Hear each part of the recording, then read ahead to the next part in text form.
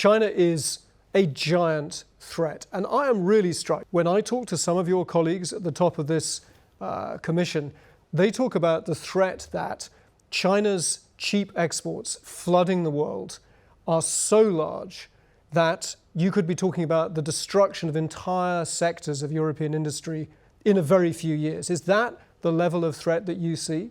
I think that that's clearly the perception, and I think we have also the figures clearly to underpin it. I'm very open about the fact that the trade, as we have it right now, between China and Europe is simply unsustainable. I mean, we cannot create a deficit 1 billion euros a day. That's right, right? The trade deficit is running at 1 billion euros a day 1 now. billion euro a day.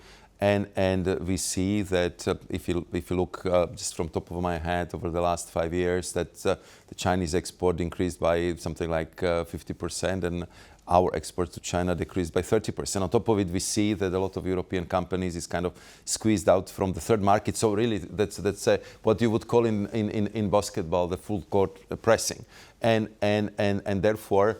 I believe that we also need very firm, regular, structural engagement with Chinese counterparts, how to deal with that, because clearly we have a huge trade with them. We are faced with a lot of problems, and I want again to prevent some kind of additional drama with this structured engagement, because I believe it's clearly necessary. But to take a step back, I mean, dialogue is great, dialogue is lovely. But it's pretty clear that China's ambition, it's not just about arguments about this or that market access. China currently makes, it's 30% of all global industrial production is in China. The UN's estimate is that goes to 45% by the end of this decade. So almost half of everything made in a factory in the whole world we made in China, and yet they only consume 13% of global production. So that is an extraordinary amount of stuff that has to go somewhere. America's closing itself off. You're the last open, rich world market. I mean, your outgoing top trade official said, this is an imbalance that the world cannot digest. So dialogue is great, but don't you actually have to threaten really serious measures, new instruments, the overcapacity instrument people talk about, or even, trade bazookas?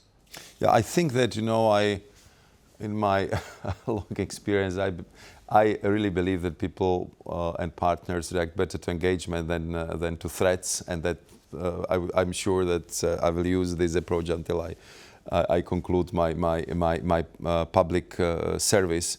And I think that what's very clear, and I can tell you that we are not shy.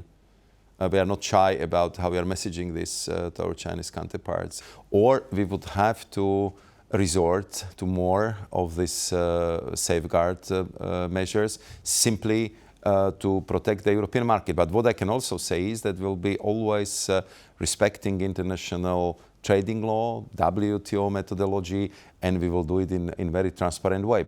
But there's a gap, isn't there, between you describing this absolutely unsustainable flood of Chinese exports into Europe and kind of not wanting to have confrontations, wanting to keep dialogue going. So let's talk about a recent Chinese threat. If you want to have a Chinese factory in Europe, you have to use European components, you have to hire European workers, and you have to transfer technology. You're trying the same kind of jujitsu move on China that China used on Western companies so successfully 20, 30 years ago.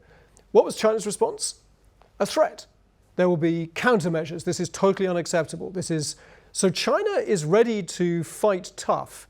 Are you ready to take some pain to show China that they have to play a different game if they want to keep access to European markets, to invest in Europe?